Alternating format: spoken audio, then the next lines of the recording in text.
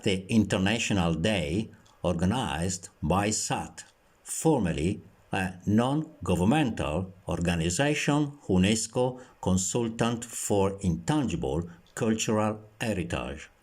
Why on February 25? Because on February 25, in 1545, for the first time, a company meets in front of a notary to set up a company of professional comedians. From here, the foundation of modern European theatre starts. For the first time, a company is reflected in an organization chart.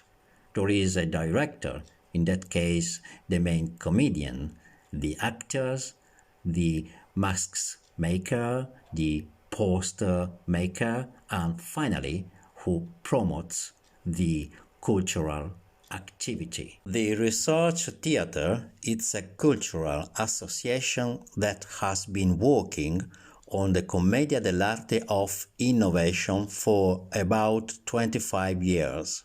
What does innovation mean? It means that it's focused on making masks with modern materials like pinstripe gauze, foam, volcanic sand, as well as masks colors, and the research activity aimed at picturing the contemporary Commedia dell'Arte through the poetry. It's important to remind that the traditional language of the Commedia dell'Arte is the popular language immediately understood by the average audience. Therefore, it's a direct communication. It tries to keep, as in the past, the improvisation and the canvas elements. How does this work? A canvas is built, a script is built through the canvas, and in this script there are moments of improvisation. This means that when actors on stage don't fully respect the script, and the script almost works as a canvas. There are fixed lines, but the actor has the opportunity to improvise between one line and another, or at least improvise on the theme, as the art comedian did in the 1500s. An appeal to Italian Minister of Culture, Mr. Franceschini. The Commedia dell'Arte was born in Italy in 1545 by convention, so it is an important Italian tradition that should be recognized. So far, we art comedians try, even through the SAT, to have the Commedia dell'Arte recognized as an intangible cultural heritage of humanity. Well, then, I ask you, please, to make an effort to lodge a candidacy request and recognize our Commedia dell'Arte tradition as a foundation of modern European theatre, to try to have it recognized as an intangible cultural heritage of humanity. Another appeal to the Italian Minister of Education, Mr. Bianchi. Dear Minister Bianchi, please, in all school books there are just few lines dedicated to the Commedia dell'Arte. Maybe all of this boil down to 2 pages on Goldoni. But with Goldoni, the Commedia dell'Arte ends. We have erased 200 years of Commedia dell'Arte history, and no children, the new generations, do not know the Commedia dell'Arte. And because of this, it is possible that in the future the Commedia dell'Arte risks to extinguish herself. Therefore, to avoid this, I make an appeal to you too. Please, let's try to add these 200 years in the Italian school anthologies. Since it is important that students know their own tradition. It is fundamental Let's not forget that theater is an element of spiritual, human, social, and civic education, not only for the new generations, but also for the old ones.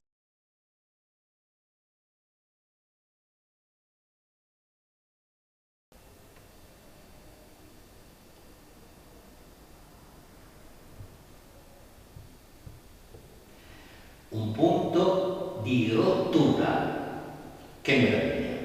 Commedia dell'arte, l'innovazione.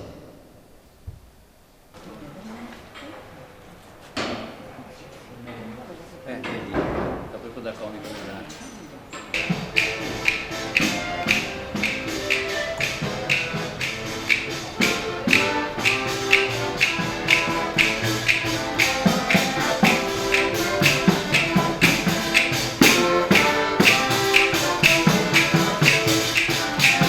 Arriva! Arriva la compagnia! Arriva!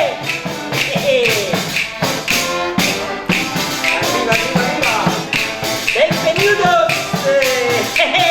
Arriva la compagnia!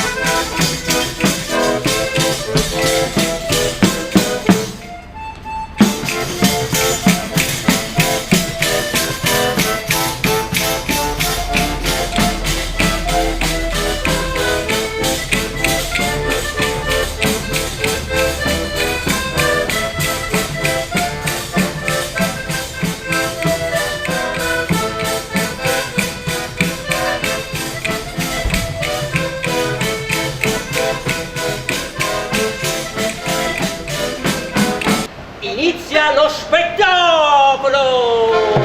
Inizia lo spettacolo!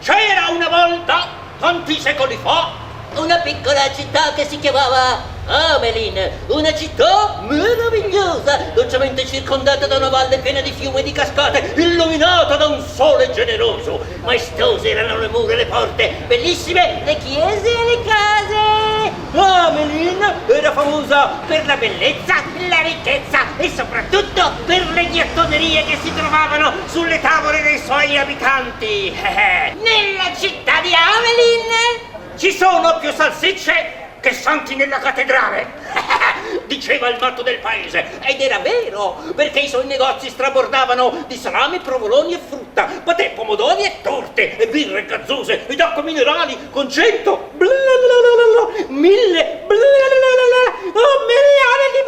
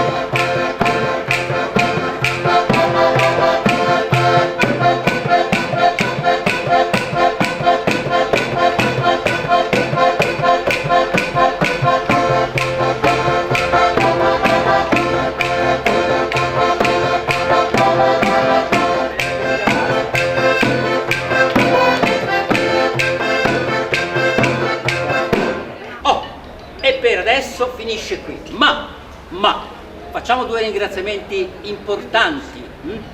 Allora, intanto ringraziamo l'associazione Onlus, la Luna Nuova, che ha organizzato questa mostra, l'ha promossa e si è adoperata anche per allestirla soprattutto. Poi altri ringraziamenti a tutti i commercianti che hanno dato la possibilità di esporre le maschere all'interno delle proprie vetrine e, dulcis in fundo, la mia compagnia, il gruppo musicale Le Tuscia Pannate. Grazie mille, è musica straordinaria, ma finiamo con la musica! Ah! Non c'è. Allora, andiamo col sottofondo musicale, che devo ringraziare ancora qualcuno. Col sottofondo musicale perché è importante. Dunque, gli ultimi ringraziamenti, perché è doveroso farlo, importantissimo, sono le due istituzioni.